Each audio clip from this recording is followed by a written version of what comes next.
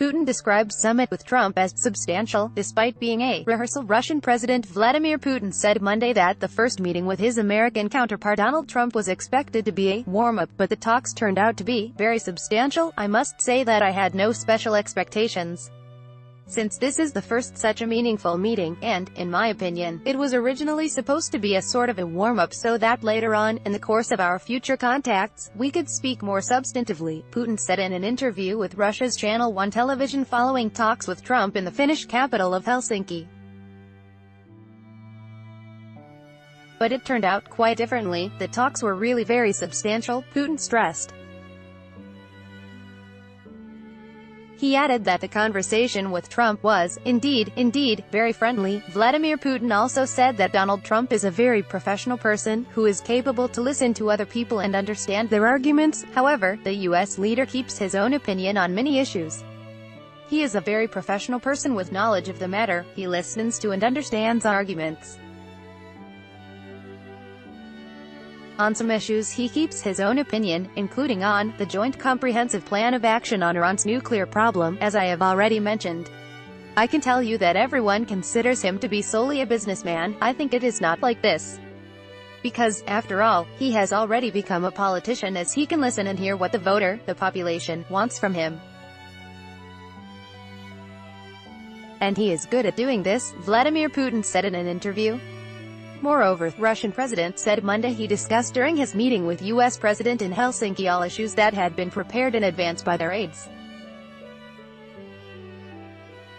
We discussed all the issues that I mentioned, agreed to a certain extent on some issues and disagreed on some other issues, but these were all topics that were coordinated in advance by our aides for today's discussion. Nothing was left out, Vladimir Putin said. U.S. move on JCPOA should not undermine Iran nuclear deal. The U.S. initiative on the Iranian nuclear program should not lead to the destruction of the Iran nuclear deal, known as the Joint Comprehensive Plan of Action, JCPOA, Russian President Vladimir Putin said on Monday.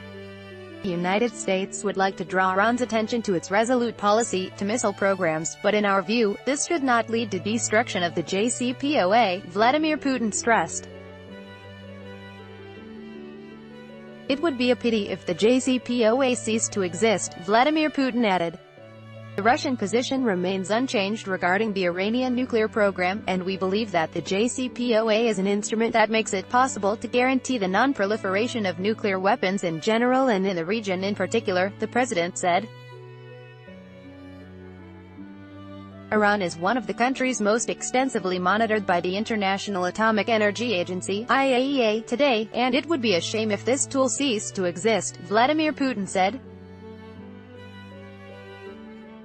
Russian, U.S. experts to work on new ways to resolve Ukrainian conflict. Russian President Vladimir Putin also said Monday that he and U.S. President Donald Trump agreed to work out at the level of experts the issue of resolving the crisis in Ukraine.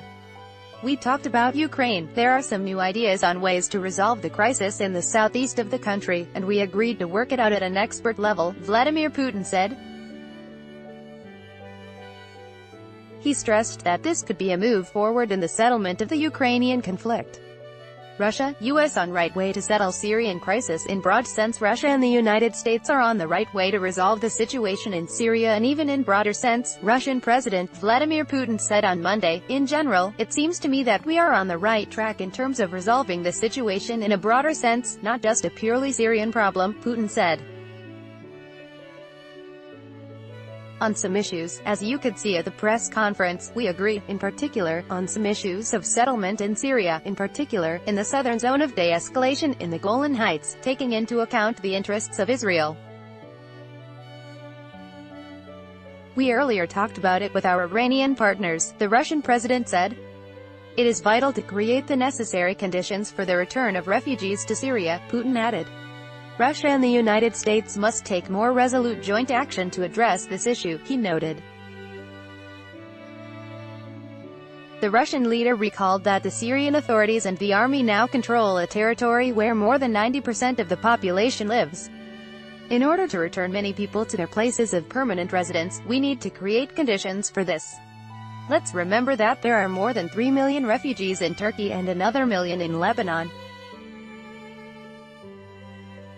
This is the potential for a flow of refugees to Europe, to the United States, to other countries. We must not wait until they move in this direction. We need to create conditions for their return, Vladimir Putin said. The president also noted that for this it is necessary to restore infrastructure and energy supply. Therefore, we agreed that we will act more resolutely and jointly in this direction, he concluded. Russia is making vigorous attempts to intensify the political dialogue in Syria, Russian President Vladimir Putin said, adding that the Syrian opposition must follow the suit of the country's authorities and create its own part of the constitutional committee that would be engaged in drafting of the constitution. We are now making energetic attempts to activate this dialogue. We have persuaded the president of Syria, Bashar Assad, to form his part of the Constitutional Committee, which must deal with drafting the constitution, or adopting a new constitution. President Assad did it, but the opposition has not done it yet, Putin told the Channel 1 broadcaster. According to the Russian leader, Syria's opposition forces, and those who support them should establish their part of the Constitutional Committee. The ball is now on the side of the opposition and those who support them. They must at least form their part of this Constitutional Committee and move further in this direction. There are all conditions for that, Putin added. In addition, Russian President Vladimir Putin has said that he might meet with his U.S. counterpart Donald Trump on the sidelines of international summits in Argentina or Asia. However, no concrete dates have been determined yet. We have not determined the date of the next meeting, but such a meeting is possible on the sidelines of one of the Asian events, and then we might meet at the G20 summit in Argentina, Putin said in an interview with Russia's Channel 1 television following talks with Trump in the Finnish capital of Helsinki.